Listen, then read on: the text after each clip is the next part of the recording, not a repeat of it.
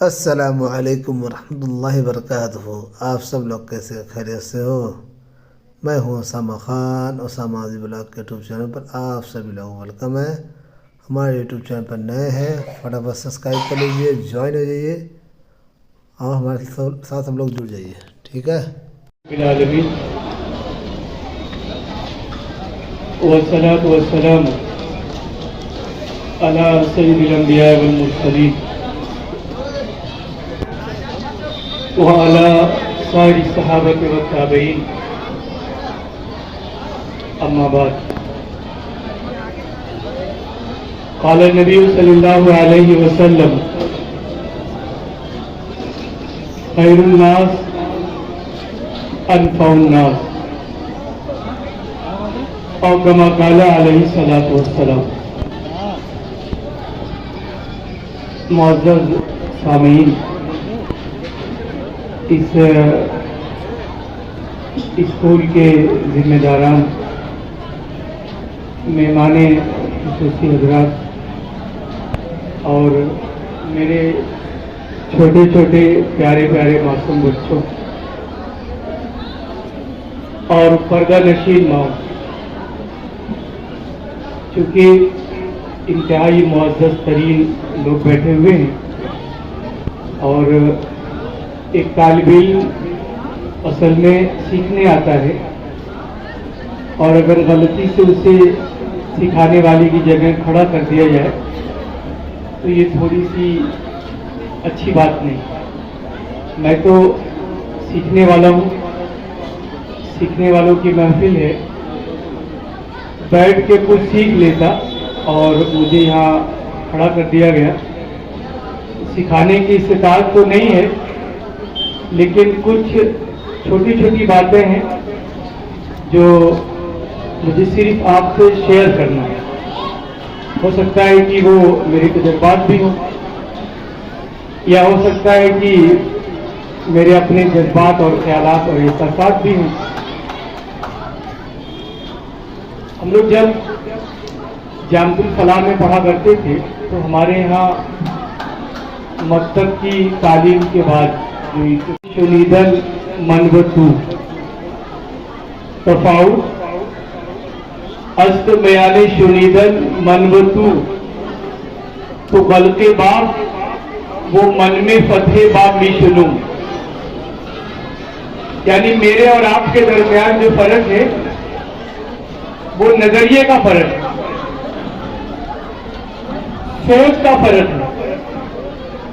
ایک آواز آتی ہے، آپ کو لگتا ہے کہ یہ تو دروازہ بند ہونے کی آواز ہے، اور مجھے لگتا ہے کہ نہیں، یہ دروازہ کھلنے کی آواز ہے۔ امت کو آج اسی نظریے کی ضرورت ہے۔ مسائل ہیں، لیکن جو اس پروگرام کا تھیم ہے، جو موضوع ہے، ہمارا وجود اور ہمارا آئین، اگر ہم آئین پر صرف ایک لفظ کہیں تو یہ ہے کہ ہمارے ملک کے آئین نے ہم ہندوستانی مسلمانوں کو جو آزادی دی ہے، وہ آزادی اس آزادی سے کہیں زیادہ بہتر ہے جو اہل مکہ نے نبی پاک علیہ الصلوۃ والسلام کو دی۔ یہ ہمارا نصیب ہے کہ مکہ والوں کی کٹھنائیوں کا سامنا ابھی ہمارے سامنے نہیں آیا ہے۔ تو یہ بات بھی درست ہے، اس پہ بھی بات ہونی چاہیے۔ اہل علم کی محفل ہے، وہ تفصیل سے جانتے بھی ہوں گے۔ یہاں مسائل ہیں ہمارے یہاں، ہم ہندوستانی مسلمانوں کے ساتھ ادھر چند سالوں میں، میں 10 سال کہہ سکتا ہوں، 12 سال کہہ سکتا ہوں، ان چند سالوں میں جو کچھ ہماری عبادت گاہوں کے ساتھ ہو چکا،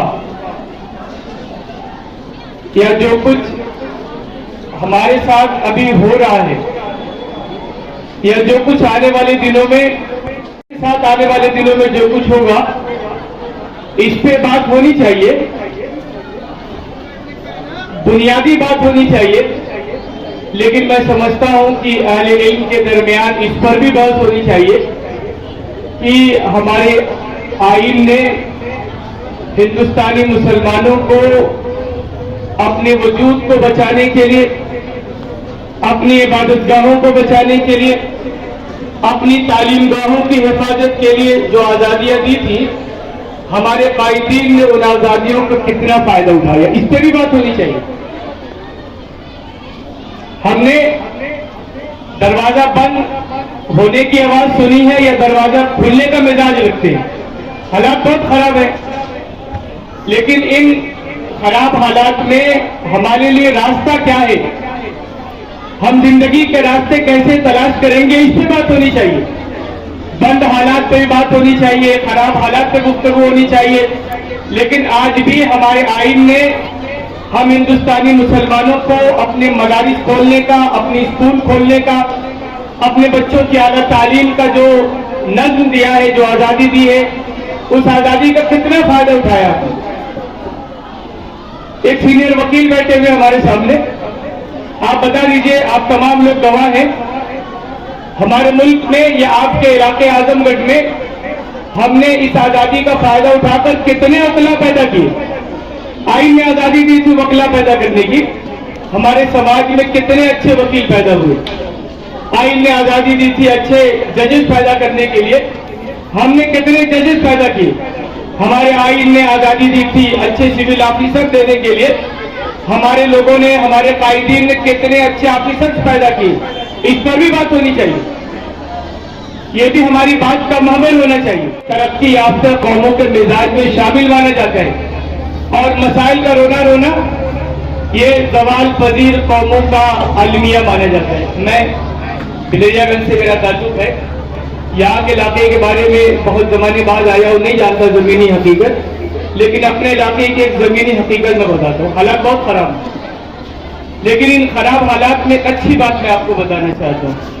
ہمارا جو بلریا گنج کا علاقہ ہے، کرمینی کا علاقہ، چاند پٹی کا علاقہ، بلریا گنج کا علاقہ، بندول جراج پور کے جو علاقے ہیں، جو ہائی وے ہے، یہ جو صدر پور کا سرامیر اور پھول پور کا ہائی وے، یہاں بھی حادثے ہوتے ہیں، روڈ ایکسیڈنٹ بہت ہوتے ہیں،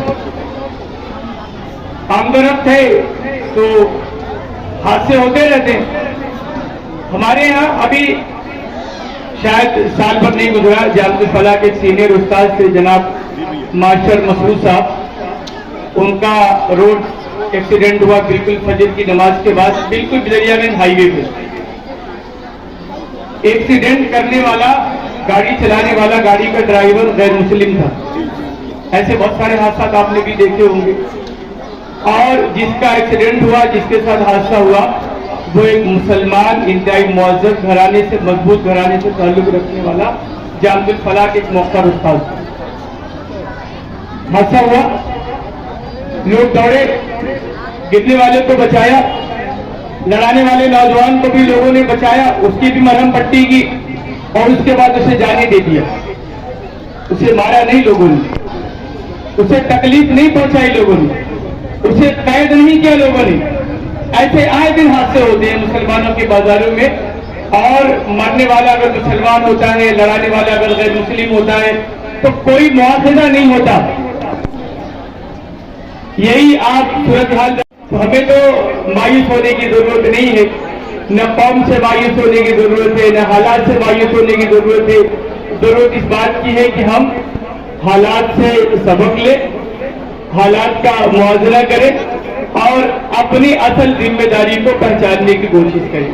میں نے ایک بات شروع میں کہی تھی، بس کوئی بات بتا کے بات ختم کروں گا، کہ ہمارے آئین نے ہمیں اپنے ادارے قائم کرنے کی اجازت دی ہے، ہمارے آئین نے اپنے اسکول بنانے کی اجازت دی ہے، چاہے یہ آپ کا الفاروق ہو، چاہے ریحان بھائی کا اسکول ہو، چاہے عارف صاحب کے اسکول ہو، بہت سارے لوگ یہاں اسکول والے نظر آ رہے ہیں۔